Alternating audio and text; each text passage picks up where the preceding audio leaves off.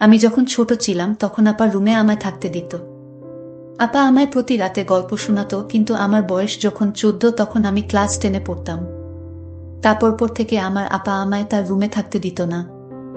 আপা বলতো, তোর এখন বয়স হয়েছে, তুই তোর রুমে ঘুমা। আমার তখন কিছুই ভালো লাগতো না। একদিন আমি সন্ধ্যা হতেই আপার রুমের কাঠের নিচে শুয়ে রইলাম। রাত যখন গভীর হলো, আপা তখন ঘুমে বিভোর। আর এই সুযোগে আমি তাহলে মূল ঘটনাটি বলি। এটি আমার জীবনের একটি সত্য ঘটনা। আমরা 3 ভাই বোন। আমি সবার ছোট। ভাইয়া আর আপার সাথে আমার বয়সের পার্থক্য প্রায় 14 ও 13 বছরের। ছোট বলে সবার খুব আদরেরও ছিলাম আমি। ভাইয়া আর আপার খুব বেশি ভালোবাসা পেয়েছি আমি। বাবা একটা সরকারি কলেজে ইংরেজি পড়াতেন। ভালোই নামডাক ছিল তার। বাবার চাকরির সুবাদেই শহরে আসা তার। আমার মা একজন গৃহিণী। বাসা ভাড়া, পড়াশোনার ব্যয় বাবদ খরচ পড়তো অনেক। তাই বাবা বাসায় ব্যাচ পড়াতেন। অনেক স্টুডেন্ট ছিল বাবার। 4 কামরার ফ্ল্যাটের একটা কামরা বাবার পড়ানোর জন্যই ফিক্স ছিল। আমার যখন জন্ম হলো, ভাইয়া তখন ক্লাস 10-এ পড়ে আর আপা সপ্তমে। আপা আর ভাইয়া সারাক্ষণ আমাকে নিয়েই পড়ে থাকত। আমি ছিলাম ওদের খুব আদরের ছোট ভাই। আমার সবুজ নামটা আপা আর ভাইয়াই রেখেছিলেন। আপার নাম সাদিয়া আর ভাইয়া রবিন। ভাইয়া অন্য সব ছেলেদের মতো বাইরে যেত না। কোনো আড্ডায়ও কখনো দেখা যায়নি তাকে।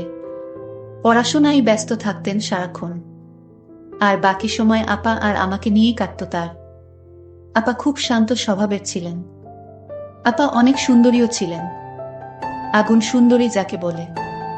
আপাকে যে কোনো ছেলে দেখলে বিয়ে করতে চাইবে চোখ বুজে।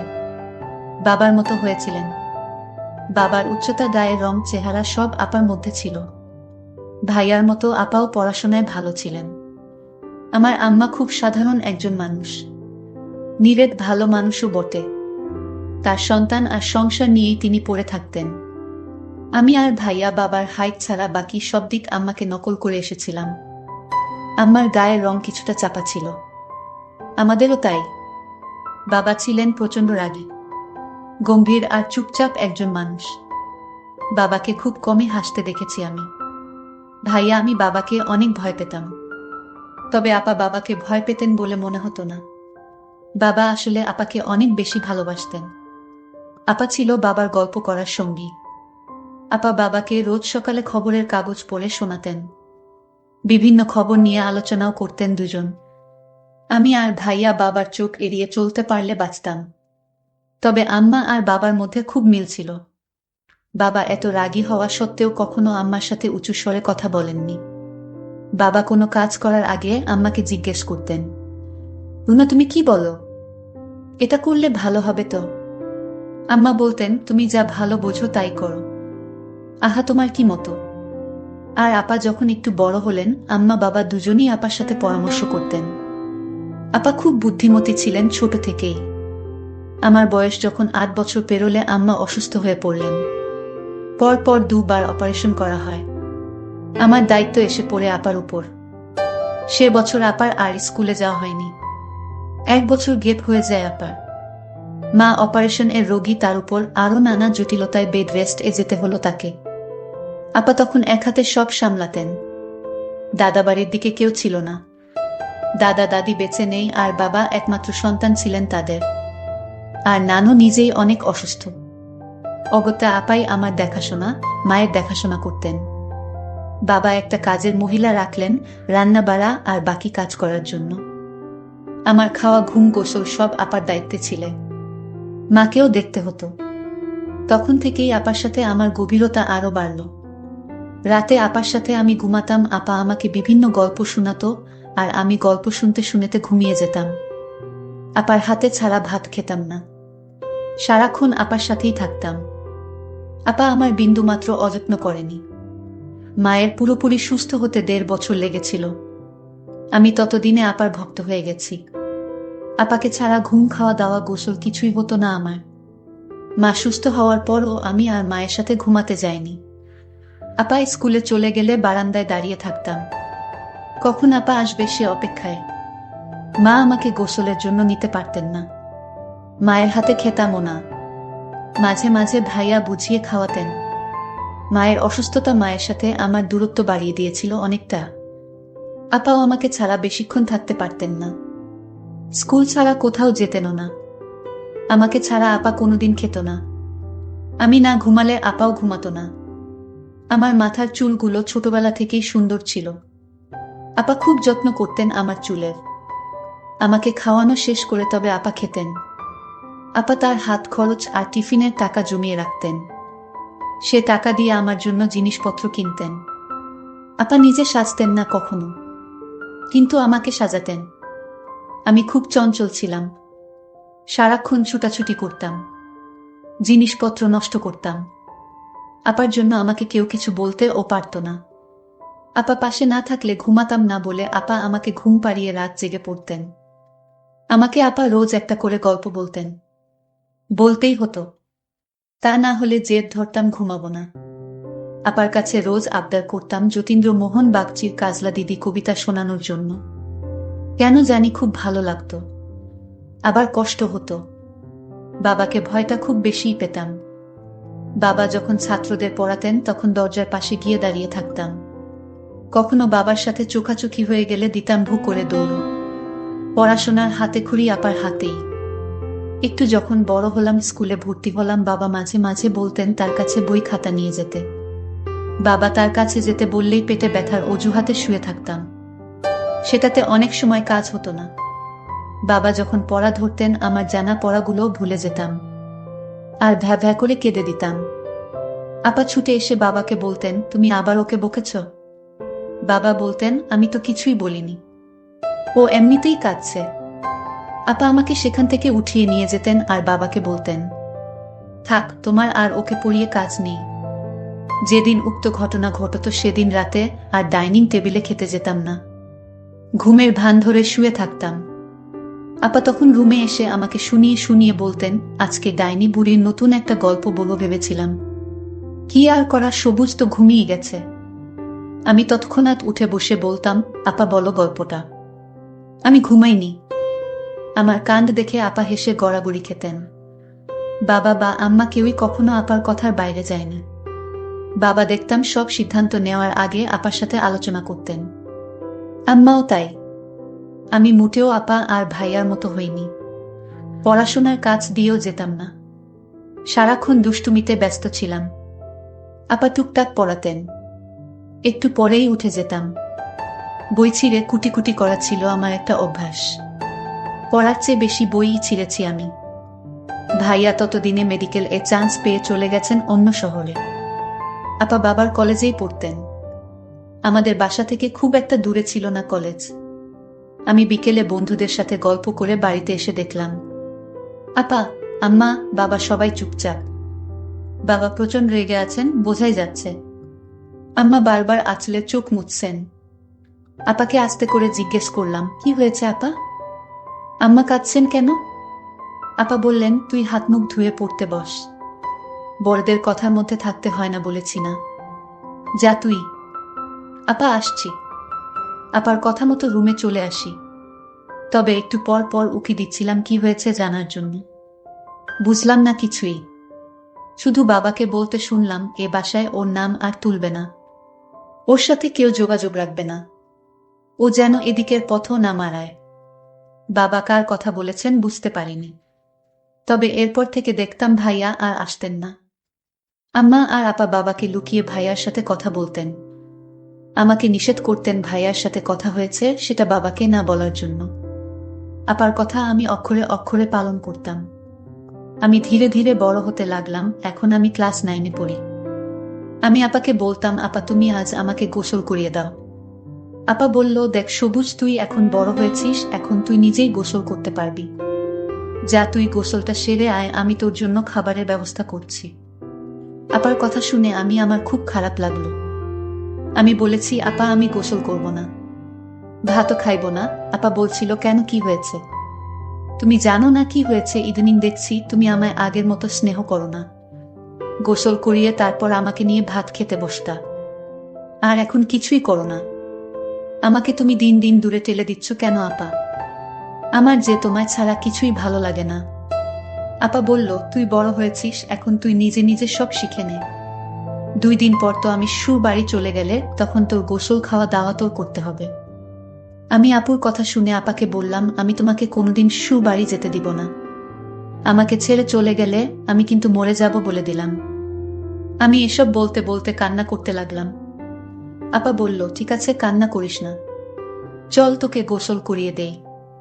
আপা যখন আমায় গোসল করিয়ে দিচ্ছিল তখন আমার কেমন জানি লাগছিল। আমার শরীরটা ঘামতে শুরু করলো। আপা জিজ্ঞেস করলো, কিরে তোরে গোসল করালাম, তারপরও তুই এভাবে ঘামতেছিস কেন? আমি আমার ভাইয়ের কথা শুনে অবাক হয়ে হলাম। সবুজ এসব কি বলছে? সবুজ তো কোনোদিন এই কথা আমাকে বলেনি। আজ কেন বলল? আমি বুঝতে পারছিলাম ভাইয়ের মনে মনে কি চলছিল। যাই হোক, তাকে গোসল করিয়ে ঘরে এসে খাবার দিলাম। আমি বললাম, নে এবার খেয়ে নে। সবুজ বলল, না আমি খাবো না। কেন খাবি না? নিজের হাতে খেয়ে নে। আমি বললাম, আপা তুমি তোমার হাত দিয়ে ভাত খাইয়ে দাও। তোমার হাতে ছাড়া ভাত না খেলে আমার পেট ভরে না আপা। আমি আপার সাথে ঘনিষ্ঠ হতে লাগলাম। আর একটা সুযোগ খুঁজতেছিলাম, কিভাবে পাওয়া যায়। আমার কিছু করার ছিল না, ছোট ভাইয়ের বায়না আমি কিছুতেই ফেলতে পারলাম না। তাকে নিজ হাতে ভাতও খাইয়ে দিলাম। রাতে পড়া শেষ করে আপার রুমে গিয়ে শুয়ে পড়লাম। সবুজ, তুই এখন থেকে তোর নিজের ঘরে ঘুমাবি। তোর রুমে যা সবুজ।